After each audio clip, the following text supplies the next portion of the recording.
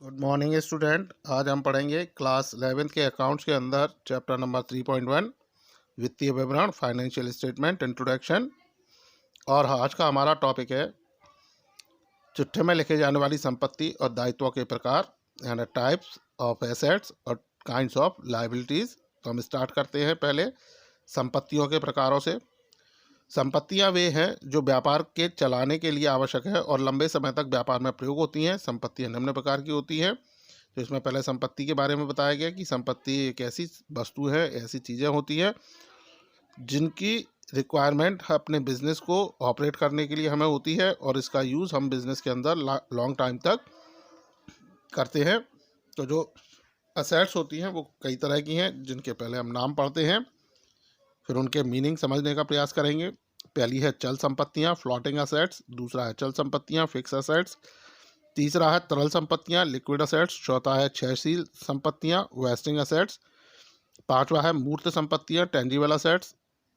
छठवा है अमूर्त या वास्तविक संपत्तियां, इंटेंजिबल असेट्स। सातवां है जीवित संपत्तियां, लाइव स्टॉक। और आठवां है कृत्रिम संपत्तियां, फिक्स्ड असेट्स। तो हम स्टार्ट करते हैं पहले चल संपत्तियों से। फ्लोटिंग असेट्स हमारी क्या होती हैं? ये वह संपत्तियां हैं जिन्हें एक वर्ष के अंदर रोकड़ में परिवर्तित किया जा सकता है। यह संपत्तियां बेचने के लिए या रोकड़ में बदलने के लिए होती हैं तथा इनका बार बार क्रय विक्रय होता रहता है तथा इनको बेचकर लाभ कमाया जा सकता है। इसके अंतर्गत माल, स्टॉक आदि को शामिल किया जाता है। इन्हें चालू संपत्ति भी कहा जाता है। तो इसमें ये बताया गया कि जो फ्लोटिंग असेट्स होती हैं वह ऐसी असेट्स होती हैं जिन्हें हम अपने फाइनेंशियल ईयर के अंदर कैश में कन्वर्ट कर सकते हैं और इनको बेचने के लिए या रोकड़ में, और ये जो असेट्स होती हैं, जो फ्लोटिंग असेट्स होती हैं, वो बेचने के लिए होती हैं या उनको हम कैश में कन्वर्ट करने के लिए इनका यूज़ करते हैं। और साथ ही इस तरह की जो एसेट्स होती हैं उनको हम बार बार सेल परचेज करने का काम करते हैं और अपने बिजनेस के प्रॉफिट अर्न करते हैं या गेन करते हैं। इसके अंदर हम गुड्स है, स्टॉक है, इसको इंक्लूड करते हैं। इन्हें हम चालू संपत्ति, करंट असेट्स के नाम से भी जानते हैं। दूसरा है अचल संपत्तियां, फिक्स असेट्स। वे वस्तुएं जो व्यापार को चलाने के लिए स्थायी रूप से खरीदी जाती है और उन्हें पुनः बेचने के उद्देश्य से नहीं खरीदा जाता, जिनका उपयोग बार बार किया जा सकता है। अचल संपत्तियां कहलाती हैं। ऐसी संपत्तियां व्यापार की आय बढ़ाने में सहायता देती हैं। इनके अंतर्गत भवन, मशीनें, फर्नीचर, मोटर गाड़ी आदि आते हैं। स्थायी या अचल संपत्ति मूर्त एवं अमूर्त संपत्ति के रूप में हो सकती हैं। तो इसमें ये बताया गया कि ऐसी वस्तुएं, ऐसी चीज़ें हैं जो हमारे बिजनेस को ऑपरेट करने के लिए परमानेंटली हम जिसको खरीदते हैं और इनको हम रीसेल करने के ऑब्जेक्ट से नहीं खरीदते, या इनको खरीदने का हमारा मेन जो मोटो होता है, मेन जो ऑब्जेक्ट होता है, वो न रीसेल करना नहीं होता बल्कि उनका यूज़ बार बार करना होता है, जिससे हम अपने बिजनेस को प्रॉपरली ऑपरेट कर सकें, उसको अच्छे से चला सकें। इस तरह की जो वस्तुएं होती हैं, इस तरह की जो एसेट्स हैं, वो हमारी फिक्स एसेट्स कहलाती हैं। और साथ ही इस तरह जो फिक्स एसेट्स होती हैं वह हमारे बिजनेस की इनकम को इंक्रीज़ करने में हमारी हेल्प करती हैं, मदद करती हैं। इसके अंतर्गत यानी जो फिक्स एसेट्स होती हैं उसमें हम बिल्डिंग है, फर्नीचर है, मशीनें हैं, मोटर कार है, इनको इंक्लूड करते हैं। और ये जो फिक्स एसेट्स है वो दोनों तरह की होती हैं, मूर्त और अमूर्त, यानी टेंजिबल और इंटेंजिबल रूप में हो सकती हैं। अगला है लिक्विड एसेट्स, तरल संपत्तियाँ। तरल संपत्तियां वे संपत्ति होती है जो नगद रूप में होती हैं तथा जिन्हें किसी भी समय बेचकर नगद रुपया प्राप्त किया जा सकता है, जैसे रोकड़, विनियोग, प्राप्ति पत्र आदि। तो जो लिक्विड असेट्स है जो हमारी हैं वो ऐसी असेट्स होती है जो कैश में होती हैं, कैश के फॉर्म में होती हैं।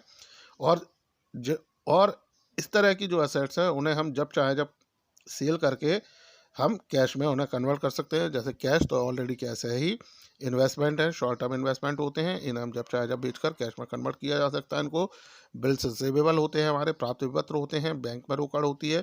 तो इस तरह की जो असेट्स होती है वो हमारी लिक्विड असेट्स कहलाती हैं। अगला है क्षयशील संपत्तियां, वेस्टिंग असेट्स। जिन संपत्तियों का मूल्य समय बीतने के साथ साथ घटता जाता है उन्हें क्षयशील संपत्तियां कहते हैं, जैसे खान, तेल के कुएं आदि। तो वेस्टिंग असेट्स के अंदर ऐसी एसेट्स को हम इंक्लूड करते हैं जिनके मूल्य यानी जिनके प्राइसेस हैं वो टाइम के अकॉर्डिंग घटते जाते हैं, यानी जैसे जैसे टाइम कम निकलता जाता है, समय निकलता जाता है, तो वैसे वैसे उनकी प्राइसेस कम होने लगती है। इसके साथ ही एक रीज़न और भी है इसका कि जैसे जैसे हम उस संपत्ति के जो मूल पदार्थ होते हैं, उनके जो बेसिक आइटम होते हैं, बेसिक जो उसकी चीज़ें होती हैं, जब उनको हम निकालते, उनका यूज़ करते हैं और जैसे जैसे वो बेसिक चीज़ें उस एसेट्स में से कम होने लगती हैं, वैसे वैसे उनका जो प्राइसेस है वो कम होने लगती हैं। यानी ओवरऑल ऐसी एसेट्स जिनकी प्राइसेस टाइम के अनुसार कम होती हैं, समय बीतने के अनुसार कम होती जाती हैं, या उनमें जो मूल पदार्थ हैं उनके कम होने के कारण कम होती जाती हैं। तो इस तरह की जो एसेट्स होती हैं वो हमारी 6 संपत्तियां या वेस्टिंग एसेट्स कहलाती हैं, जैसे माइंस हुए, जो तेल के कुएं हैं, इत्यादि। अब हम आगे बात करते हैं मूर्त संपत्तियाँ, टेंजिबल असेट्स। तो मूर्त संपत्तियाँ है ना, टेंजिबल असेट्स ऐसी असेट्स होती है जिन्हें हम टच कर सकते हैं, छू सकते हैं, जिनको हम देख सकते हैं और जिनका हम यूज़ कर सकते हैं, जैसे बिल्डिंग है, फर्नीचर है, मशीनरी है, इत्यादि। अगला है अवास्तविक या अमूर्त संपत्ति, इंटेंजिबल असेट्स। तो यह ऐसी असेट्स होती है जिनको ना तो हम टच कर सकते हैं, ना इनको देख सकते हैं, और ना ही इनका कोई फिजिकल फॉर्म होता, और ना ही ये रियलिटी में होती हैं। यानी ऐसी संपत्तियां जिन्हें हम ना तो देख सकते हैं, ना छू सकते हैं, जिनका कोई भौतिक स्वरूप भी नहीं होता, और ना ही वो वास्तविकता में होती हैं। तो इस तरह की जो असेट्स होती हैं वो इंटेंजिबल असेट्स कहलाती हैं। इनका अस्तित्व व्यापार के लिए आवश्यक होता है, लेकिन जो ये असेट्स होती हैं इंटेंजिबल, ये हमारे बिजनेस के लिए ज़रूरी होती हैं, जिनमें गुडविल है, ख्याति, पेटेंट हैं, ट्रेडमार्क हैं, एक्सेट्रा। अब बात करते हैं हम इसमें जीवित स्कंद, लाइव स्टॉक। ये वे संपत्तियां हैं जो अब व्यापारी के पास जीवित अवस्था में होती हैं, और कभी कभी व्यापारी को अपनी निर्मित वस्तुओं के वितरण के लिए या अन्य व्यापारिक कार्यों के लिए घोड़ा गाड़ी आदि रखने पड़ते हैं। ये घोड़े जीवित संपत्तियों में शामिल किए जाते हैं। तो इसमें एक आ गया है, ये जो लाइव स्टॉक है, जीवित संपत्तियां हैं, वो ऐसी संपत्तियां होती हैं जिन्हें व्यापारी को अपने पास जीवित अवस्था में रखना होता है, और जो इस तरह के जो स्टॉक होते हैं उनका प्रयोग व्यापारी अपने माल के वितरण के संबंध में कर सकता है, या व्यापार के जो अन्य कार्य हैं उनको पूरा करने के लिए कर सकता है। इसके अंदर जैसे हमारी घोड़ा गाड़ी हुई, बैलगाड़ी हुई, इसको हम शामिल करते हैं। तो यहाँ जो घोड़ा गाड़ी और बैलगाड़ी है, उसमें जो बैल है और जो घोड़ा है वो हमारे लाइव स्टॉक यानी जीवित संपत्तियाँ कहलाएंगी। इसी क्रम में अगला है कृत्रिम संपत्तियाँ। तो ये वे संपत्तियाँ हैं जिनका की कोई वास्तविक मूल्य नहीं होता, ये मानी गई संपत्तियां होती हैं। यानी जो हमारी फिक्स्ड या असेट्स है वो ऐसी संपत्ति है जिनकी कोई रियलिटी में कोई एक्चुअल उनका कोई प्राइस नहीं होता, ये केवल मान ली जाती हैं कि ये असेट्स हैं। तो इस तरह की असेट्स फिक्स्ड या असेट्स हमारी कहलाती हैं, जैसे प्रारंभिक व्यय हुए, ऋण पत्र पर छूट हुई, इत्यादि। तो ये था हमारा संपत्तियों के प्रकार। अब हम बात करते हैं दायित्वों के प्रकार। दायित्व वे होते हैं जिनका भुगतान व्यापारी को करना होता है। ये दायित्व निम्नलिखित है। यानी जो लाइबिलिटीज़ हैं, दायित्व हैं, वो होती हैं जिनका पेमेंट हमें एक सर्टेन पीरियड के बाद करना होता है।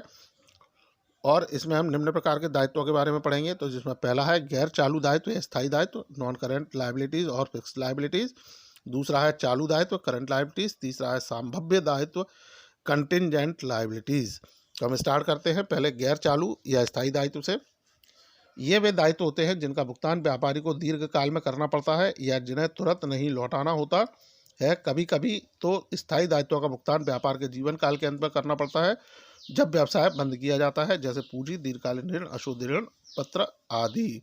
तो इसमें यह बताया गया कि जो हमारी नॉन करंट लाइबिलिटीज़ है या जो फिक्स लाइबिलिटीज़ है, ऐसी लाइबिलिटीज़ होती है जिनका पेमेंट जो हमारे व्यापारी हैं उन्हें लॉन्ग टर्म में करना होता है, बहुत लंबे समय बाद उन्हें लौटाना उसका भुगतान करना होता है। या हम ये कह सकते हैं कि ऐसी लाइबिलिटीज़ जिनका पेमेंट हमें शॉर्ट टर्म में या तुरंत पेमेंट नहीं करना होता, वो हमारे नॉन करंट या फिक्स लाइबिलिटीज़ कहलाती हैं। और कभी कभी तो इस तरह के जो लाइबिलिटीज़ हैं उनका पेमेंट हम उस समय करते हैं जब हमारा बिजनेस वाइंड अप होता है, जब हमारा व्यापार बंद होता है या समाप्त होता है, उस समय इनका भुगतान किया जाता है। तो ऐसी स्थिति में इस तरह के जो दायित्व है वो हमारे नॉन करंट लाइबिलिटीज़ या फिक्स लाइबिलिटीज़ कहलाती हैं, जिनके अंदर हम कैपिटल, लॉन्ग टर्म लोन और अशुद्ध ऋण पत्र यानी इररिडीमेबल डिवेंचर्स को इंक्लूड करते हैं। अगला है हमारा चालू दायित्व, करंट लाइबिलिटीज़।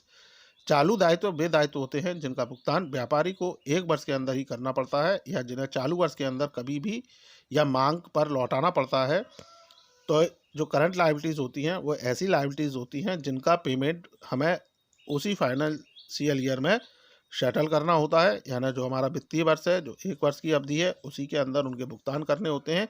या फिर जब भी हमारे जो लेनदार हैं, हमारे ऐसे या हमारे व्यवसाय से संबंधित ऐसे व्यक्ति हैं जिन्हें हमें भुगतान करना है, उनके द्वारा जब पैसा मांगा जाएगा तब हमें उसका भुगतान करना होता है। तो इस तरह की जो लायबिलिटीज़ होती है वो हमारी करंट लायबिलिटीज़, चालू दायित्व कहलाते हैं, जिनमें हम लेनदार, देय विपत्र, बैंक ओवरड्राफ्ट और शॉर्ट टर्म लोन इनको इंक्लूड करते हैं। इसी क्रम में अगला है संभाव्य दायित्व, कंटीजेंट लायबिलिटीज़।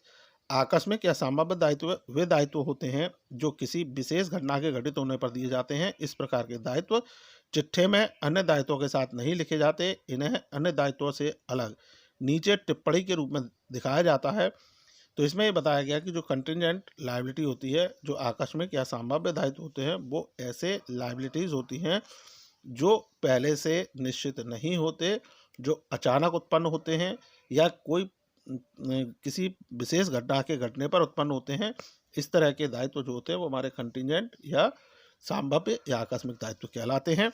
इस प्रकार के जो दायित्व होते हैं, यानी जो कंटिजेंट या जो हमारे आकस्मिक या संभाव्य दायित्व हैं, उन्हें हम चिट्ठे में अदर लायबिलिटीज़ के साथ शो नहीं करते हैं, बल्कि इन्हें अन्य दायित्वों के नीचे जो हमारी अलग से नोट के रूप में इन्हें दिखाया जाता है। जैसे अवधि के पूर्व बनाए गए विपत्र, आंशिक रूप से पूर्ण ठेके, न्यायालय में चल रहे मुकदमे, किसी की जमानत की गई उसका दायित्व, तो इन दायित्वों को चिट्ठे के नीचे स्पष्ट किया जाता है।